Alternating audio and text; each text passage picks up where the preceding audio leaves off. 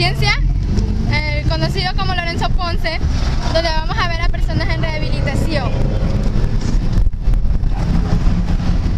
Bueno, chicas, vamos a ir al lugar donde tenemos que hacer la famosísima entrevista.